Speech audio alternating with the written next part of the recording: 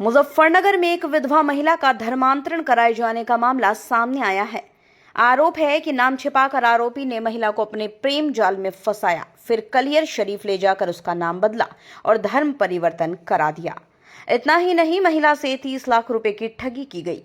पीड़िता ने हिंदू संगठन के साथ एसएसपी कार्यालय पहुंचकर कार्रवाई की मांग की है। पीड़िता ने बताया, साल 2016 में उसकी मुलाकात राजीव बालियान नाम के एक व्यक्ति से हुई थी। राजीव ने पीड़िता को अपनी मीठी बातों से उसका भरोसा जीत लिया और साल 2017 में शादी का प्रस्ताव रखा। आरोप है कि शादी की बात आगे बढ़ने पर आरोपी ने एक सोची समझी साजिश के तहत उसे अपने जाल में फंसाया। उसने फिल्मी सितारों धर्मेंद्र और हेमा मालिनी की शादी का उदाहरण देकर कहा कि वो हिंदू रीति रिवाज से शादी नहीं कर सकता, इसलिए उन्हें मुस्लिम रीति रिवाज अपनाने होंगे। आरोपी महिला को कलियर शरीफ रुड़की ले गया, जहां उसने अपना नाम अशफाक और महिला का नाम नूरजहां रखकर निकाह कर लिया। पीड़िता का कहना है, आरोपी पहले से शादीशुदा है, उसके 5 बच्चे हैं। उसे नशीला पदार्थ मिलाकर मीट भी खिलाया गया, जबरन रोजा रखवाया और दबाव बनाकर नमाज भी पढ़वाई। धोखाधड़ी का ये खेल तब उजागर हुआ जब मोरना क्षेत्र में प्रधानी के चुनाव आए। आरोपी ने क्षेत्र में जो पोस्टर छपवाए, उन पोस्टर्स पर उसका नाम अशफाक राजू लिखा हुआ था। पोस्टर देखकर जब महिला ने सख्ती से पूछताछ की तो आरोपी ने स्वीकार किया कि वो मुस्लिम है और उसने महिला को धमकी भी दी। एक राजू अशफाक है। पहले उसने मेरे को बोला राजीव बालियान हूँ मैं, पीने गांव का हूँ मैं। और फिर उसके बाद में जो है मेरे साथ धोखा किया। कलिया शरीफ में ले जाकर मेरे से निकाह किया, अपने घर में ले जाके मेरे को नमाज पढ़ाई, रुआवजा में कुछ पिलाया उसने मेरे को। और फिर उसकी 2 बेटियां थी वहाँ पे और बेटे थे वहाँ पे। उन्होंने जबरन मेरे से नमाज पढ़वाई और जब से मैं परेशान हूँ कि क्या हो गया मेरे साथ में।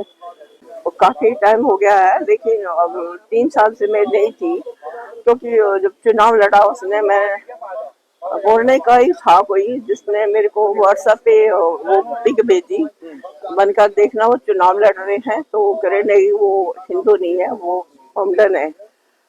कि नहीं, ऐसे नहीं हो सकता है। तो मैं है ना, मेरी बेटियां हैं, उनको किसी को मालूम होगा तो क्या चाहते हो आप? मैं ये चाहती हूँ कि वो बहुत महिलाओं के साथ भी ऐसा कर रहा है कि जितनी विधवा है उनको सब लूट रहा है। मेरे को मालूम हुआ है, तब मैं बाहर निकल कर आई। हिंदू संघर्ष समिति के संयोजक नरेंद्र पवार ने बताया, आरोपी एक बड़ा जालसाज है जो हिंदू महिलाओं को निशाना बनाता है। उसने हिंदुओं को गुमराह करने के लिए अपनी फेसबुक आईडी पर कई हिंदू महात्माओं के साथ तस्वीरें डाल रखी हैं ताकि लोग उसके प्रभाव में आ सके। Bureau report. हमारे हिंदू समाज की बहन जिसके साथ धर्मांतरण लव जिहाद हुआ है, आज हिंदू संघर्ष समिति का प्रतिनिधिमंडल वरिष्ठ पुलिस अधीक्षक महोदय से मिला और हमने पीड़ित बहन के न्याय दिलाने के लिए मांग की।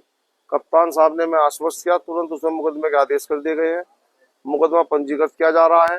लेकिन मेरा ये कहना है कि जो छांगुर गैंग के जो कीड़े हैं और ये यहाँ पर फन उठा रहे हैं मुजफ्फरनगर में, आप देख रहे हैं शामली जनपद में भी क्या माहौल है। तो हमें पूरी उम्मीद है जनपद की पुलिस इन छांगुर गैंग के कीड़ों को रगड़ कर यहाँ से साफ करेगी, ऐसी हमें उम्मीद है। पीड़ित बहन को न्याय मिलेगा। ये तो इनका बड़ा गेम है, माइंड वॉश जो ये करते हैं।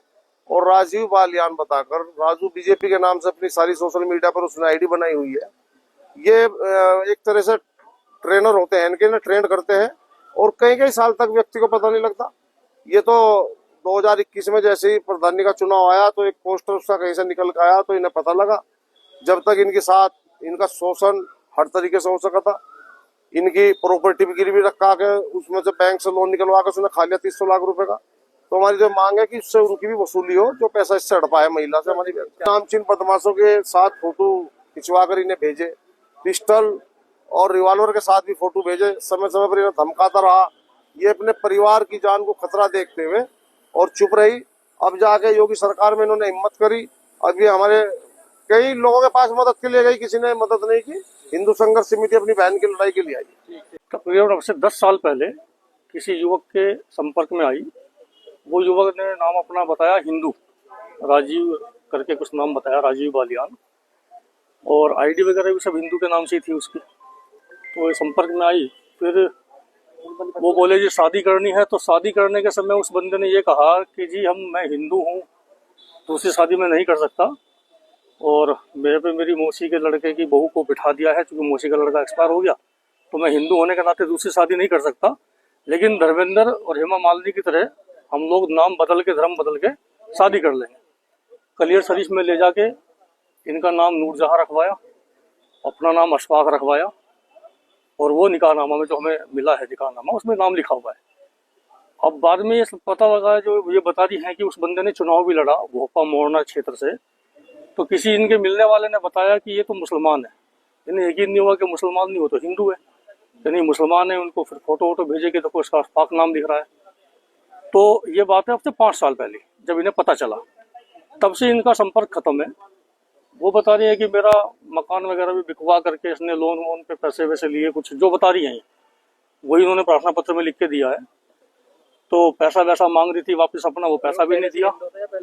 वो पहले से ही मुसलमान है। अब जो आइडिया निकल के आ रही है, और जो पता, महिला हिंदू है, ये जाट है। देखो उस बंदे ने भी जाट नाम बताया। बहुत दुखद है कि मतलब हमारे समाज में लेडीज को इतना मतलब अपने कॉन्फिडेंस में ले लेते हैं। ये महिला जाट है, उसने भी अपना नाम जाट बताया। हाँ, जाट बताने ये कोई दिक्कत नहीं थी बेचारे, तो भाई अपना विधवा थी तो सहारे की जरूरत तो थी, गलती इनकी तो है नहीं, सहारे की जरूरत थी, बच्चे थे। लेकिन उसने इतना गलत काम किया कि फिर पता लगा वो मुसलमान है। 5 साल से